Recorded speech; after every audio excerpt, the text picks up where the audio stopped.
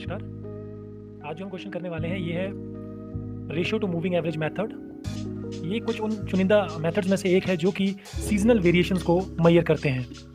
तो अगर आपके पास ये क्वेश्चन आएगा तो वो इसी तरीके से आएगा, या तो ये ईयर जैसे दिए हैं इस तरीके से, और यहाँ पे क्वार्टर हैं आपके पास दिए हुए। इनकेस अगर क्वार्टर नहीं दिए हैं तो क्वार्टर की जगह पे हो सकता है ये मंथली बेसिस पे डेटा आपको दिया, तो वहाँ पे जैसे यहाँ पे first quarter, second quarter, third quarter and fourth quarter है, वहाँ पे जैन, फैब, इस तरीके से जो मंथ्स हैं, मंथ वाइज 12 के जो 12 महीने हैं वो यहाँ पे लिखे रहेंगे, और उससे रिलेटेड जो भी डेटा रहेगा, चाहे वो प्रोडक्शन से रिलेटेड है, चाहे वो सेल्स से रिलेटेड है, चाहे वो कंपनी की ग्रोथ से रिलेटेड है, वो डेटा वहाँ पे रहेगा। इसमें एक चीज़ मैं आपको बता दूं, जो क्वार्टर है वो 3 मंथ का एक क्वार्टर होता है। तो फर्स्ट जैन, फैब और मार्च जो है वो फर्स्ट क्वार्टर में, अगले 3 मंथ सेकंड, अगले 3 मंथ इस थर्ड क्वार्टर में, और लास्ट के 3 मंथ जो है वो फोर्थ क्वार्टर के अंदर आएंगे। तो इस तरीके से पूरा साल आपका कंप्लीट होता है।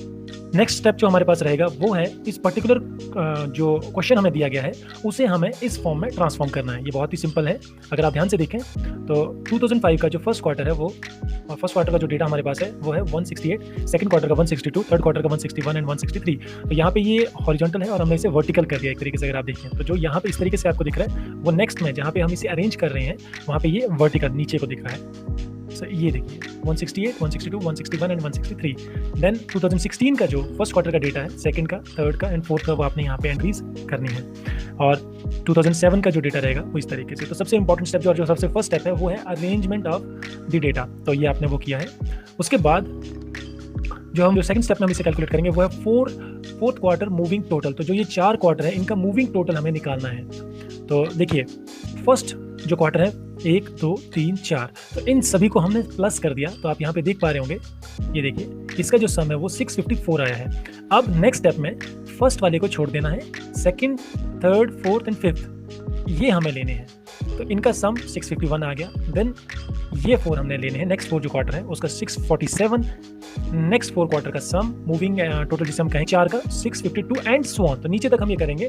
तो इसमें जो लास्ट आएगा हमारा वो इन 4 क्वार्टर्स का टोटल आएगा। तो इसके नीचे हम इसे नहीं कर सकते बिकॉज यहाँ पे फिर वो 3 क्वार्टर बच गए हैं और फिर 2 एंड लास्ट में 1 जैसे यहाँ पे था स्टार्टिंग में। तो मूविंग एवरेज मेथड की कुछ एक बहुत सारी एडवांटेजेस हैं और इसे बहुत ज़्यादा यूज़ भी किया जाता है। बट अगर थोड़ी बहुत कोई डिसएडवांटेज है तो वो यही है कि ये जो इनिशियल वैल्यूज़ और जो फाइनल वैल्यूज़ होती हैं उनको कहीं ना कहीं मिस कर जाता है जब हम 4 क्वार्टर मूविंग टोटल करते हैं। तो क्योंकि हम सिर्फ इन वैल्यूज़ के साथ यहाँ पे यही वैल्यू हमारे साथ रह गई हैं। तो ये हमारा सेकंड स्टेप था। देन थर्ड स्टेप में हम इन 4 क्वार्टर मूविंग टोटल के साथ 4 क्वार्टर सेंटर मूविंग टोटल निकालेंगे। तो अगर आप इन्हें देख पा रहे हैं, मैंने बहुत कोशिश की है आपको इजीली इसे समझ में आ जाए। तो ये 2 जो ये फर्स्ट क्वार्टर का यहाँ पे फर्स्ट 4 क्वार्टर का सम, सेकंड 4th क्वार्टर का सम, उन दोनों को हमने सम कर दिया तो ये वैल्यू आ गई। फिर सेकंड 4 क्वार्टर का जो सम है और नेक्स्ट 4 क्वार्टर का जो थर्ड 4th क्वार्टर का जो सम है, उन दोनों को जब हमने दोबारा से सम किया तो ये वैल्यू आ गई। एंड सब्सिक्वेंटली इन दोनों को सम किया, ये वैल्यू आ गई। इन दोनों को किया ये, इन दोनों का सम है ये, और इन दोनों का सम है ये। इस तरीके से नीचे तक हम ये करते जा रहे हैं। तो ये हमारा आ गया 4th quarter centred moving total. तो ये दोनों टोटल आए हैं। अब जो हम आगे मूव नेक्स्ट स्टेप में करने वाले हैं वो है एवरेज निकालने का। तो ध्यान दीजिएगा, यहाँ पे हमने जब इनकी एवरेज निकाली है यहाँ पे 8 से डिवाइड किया है। आपको मालूम होगा हम जब भी एवरेज निकालते हैं जितने हमारे पास ऑब्जर्वेशंस हैं, तो सपोज अगर 4 ऑब्जर्वेशंस हैं और हमने उनको ऐड किया है तो 4 से ही उसे डिवाइड करेंगे तो एवरेज आएगा। अगर 8 ऑब्जर्वेशंस हैं तो हम 8 से उसे डिवाइड करेंगे देन अपना एवरेज आएगा। सेम वे में अगर आप ध्यान से देखें तो जिसका हम एवरेज निकाल रहे हैं वो है 1305, ये वैल्यू है। ये 1305 कैसे आई है?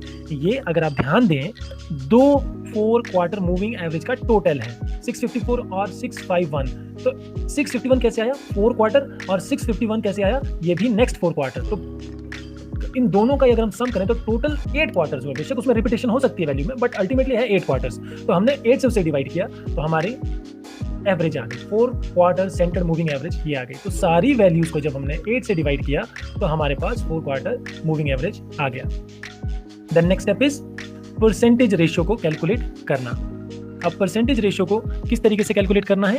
बहुत ही सिंपल है। आप जो एक्चुअल वैल्यू है और जो ट्रेंड वैल्यू है, राइट, इन दो को यूटिलाइज करेंगे, ये और ये वाली। तो देखिए 161 actual value divided by the trend value multiplied by 100 आपका परसेंटेज रेशियो आ गया।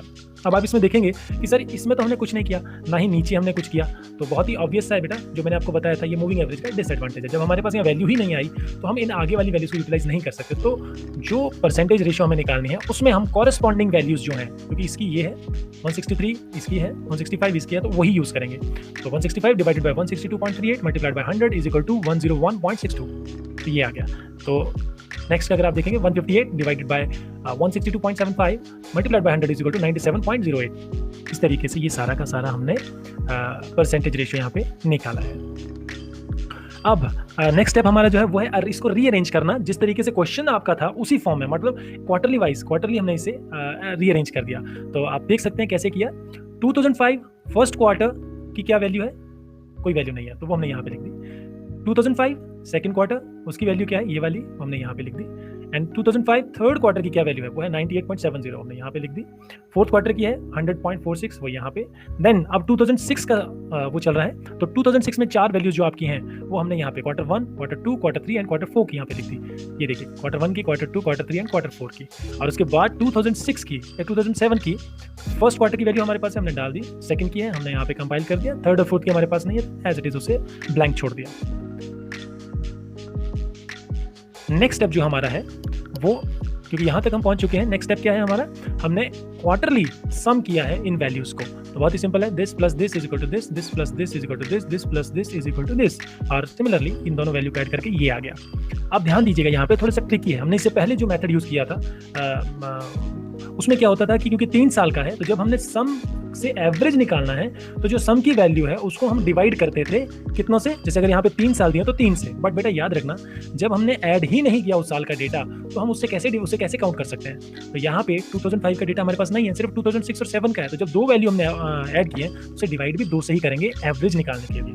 तो 203.98 divided by 2 is equal to 101.98। Similarly यहाँ पे भी देखिए 2 साल है, यहाँ पे 2007 के थर्ड क्वार्टर का डेटा हमारे पास नहीं है, बट 2005 के है थर्ड का और 2006 का भी थर्ड का है। तो दोनों वैल्यू को ऐड किया तो ये सम आया, तो जब उसे डिवाइड करेंगे 2 से तो ये एवरेज आ गया। तो सिमिलरली सम को, जितने भी सम की वैल्यूज हैं अलग अलग क्वार्टर के जो सम है, जब हमने उन्हें 2 से डिवाइड किया तो हमारे पास क्वार्टरली एवरेज आ गया।